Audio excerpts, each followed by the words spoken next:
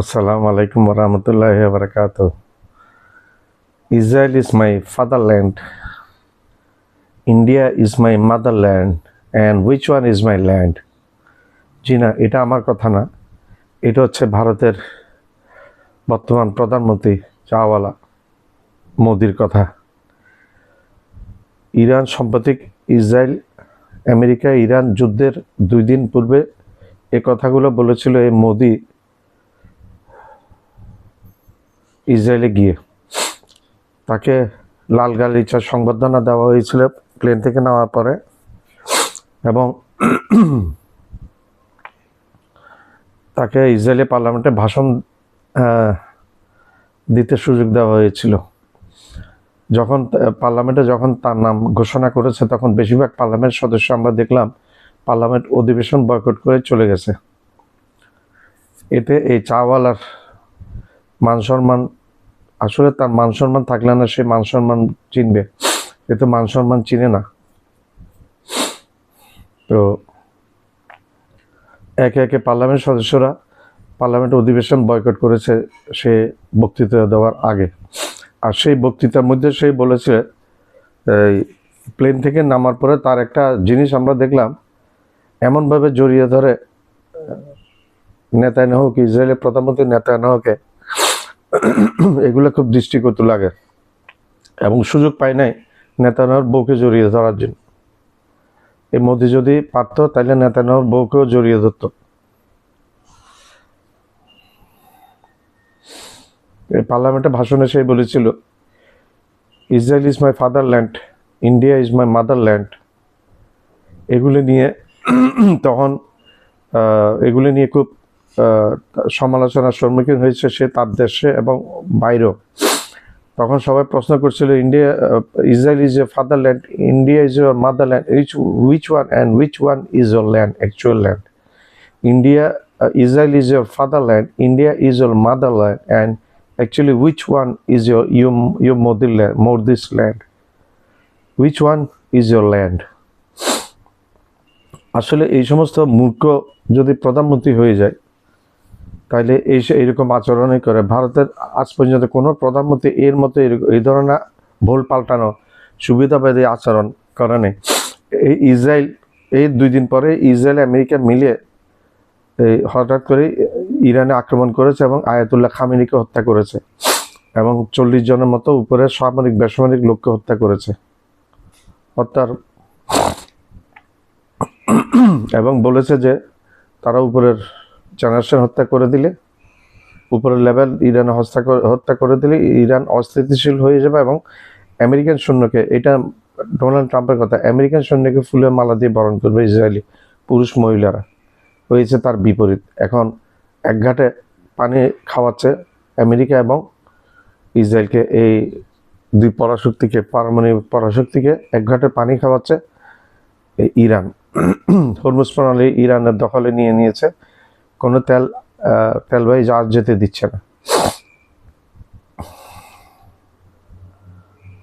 গত কিছুদিন আগে ইরানের রাষ্ট্রদূত বলেছিল আমাদের বাংলাদেশকে চাই, অর্থাৎ বাংলাদেশের সহযোগিতা চেয়েছে।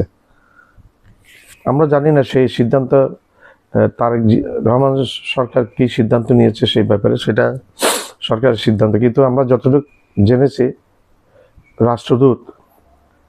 ইরানের রাষ্ট্রদূত, বাংলাদেশে নিযুক্ত ইরানের রাষ্ট্রদূত বলেছে, আমাদের গাদ্দারের দরকার নেই, বাংলাদেশের মতো রাষ্ট্রের মানুষের দরকার।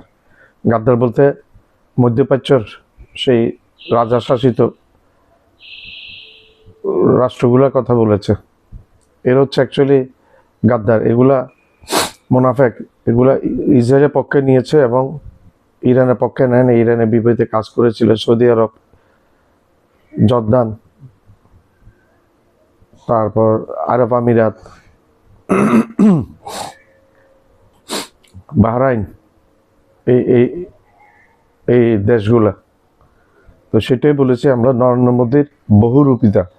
এরপরে যখন ইরানের সাথে ভারতের পুরানো সম্পর্ক, এই যে ভারতের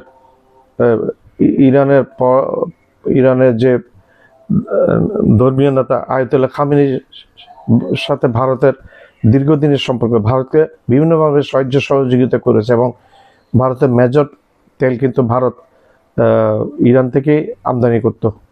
ভারতকে বন্দর দিয়েছিল চা বাহার বন্দরটা ইরান।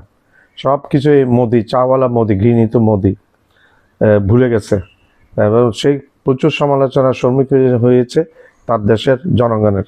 এবং সেটা আপনি আমার ভিডিওটা পুরোপুরি দেখবেন, একবার না টেনে পুরোটাই আমার ভিডিও দেখবেন, তাইলে আপনারা দেখতে পারবেন। Israel is their fatherland and India their motherland. দেখুন, এই নরেন্দ্র মোদীর মতো গুলবাজ লোকেদের না বাপ মায়ের ঠিক নেই।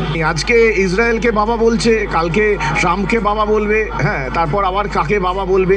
ইসরায়েলটা হচ্ছে ফাদারল্যান্ড ওই অন্ধভক্তদের। এই যে উনি বলে দিলেন দুম করে ফাদারল্যান্ডের কথা, যে দেশটার আমরা অস্তিত্ব স্বীকার করি না, যে দেশটার জন্ম বা কোনো কিছু আমরা স্বীকার করি না, সেই দেশটাকে বাবা বলে দেওয়া, সেই দেশটা বাবা হলো কবে, কার বাবা, কি বোঝাতে চাইলেন? ভারতবর্ষের ডেমোক্রেসির বাবা কি উনি? জোর যার মুলুক তার। আমেরিকার জোর বেশি, সেই কারণের জন্য তারা সারা পৃথিবীতে জোর ফলানোর চেষ্টা করছে। আজকে ইরান, এর আগে ভেনেজুয়েলা ছিল, তার আগে গ্রিনল্যান্ড ছিল। এরকম একটার পর একটা দেশ তারা এরকম ভাবে দখল করে যাবে। ট্রাম্পও একটা পাগল, নরেন্দ্র মোদীও তার দোসর, সেও পাগল। আজকে আমেরিকা এই যে সাম্রাজ্যবাদের একটা বিভৎসতম রূপ দেখাচ্ছে, সেইটাও কিন্তু একদিন না একদিন এর পতন মোদি ওই F-5 যেটাতে মোদিজির নাম জড়িয়েছে।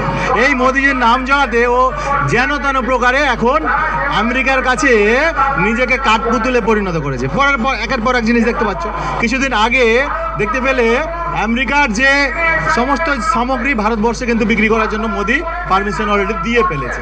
এতে বাংলার যারা উদ্যোক্তা, ছোট ছোট উদ্যোক্তা, যারা বাংলার ছোট ছোট কোম্পানি ছিল, তাদের মুখে কিন্তু ঝামা ঘষে দিল। দেখলেন তো ভারতীয় সাধারণ পাবলিক, সাধারণ জনতা কি রিয়াক্ট করছে এই চাওয়ালা মোদির বিরুদ্ধে।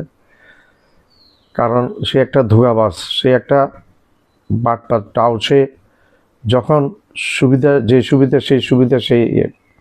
সে আমেরিকার সাথে সম্পর্ক ঠিক রেখেছিল, তারপর তলে তলে ইরানের সাথে, রাশিয়ার সাথে সম্পর্ক ঠিক রেখেছিল। সে রাশিয়া থেকেও তেল কিনেছে, সে আমেরিকার সাথে সম্পর্ক রেখেছিল, সে ইসরায়েলের সাথে সম্পর্ক রেখেছে, ইসরায়েলকে অস্ত্র দিয়ে সাহায্য করেছে। সে শোনা যায় ভারতের মধ্যে ইসরায়েলের ড্রোন ঘাঁটি আছে, ড্রোন কারখানা আছে, সেটা আমরা বিভিন্ন মাধ্যমে আমরা জানতে পেরেছি। তো ভারতীয় জনগণ তার পক্ষে মোটেও নয়, তার বিরুদ্ধে ভারতীয় জনগণ তার কর্মকাণ্ডে। সেটা আপনার ভিডিওতে দেখতে পেলেন। এটা আমার কথা না, এটা ভারতীয় জনগণের মুখ থেকে আপনারা শুনেছেন কথাগুলো। আমার চ্যানেলটা লাইক করবেন, শেয়ার করবেন, সাবস্ক্রাইব করবেন, বেল আইকনটা প্রেস করবেন। সাবস্ক্রাইব করতে ভুলবেন না।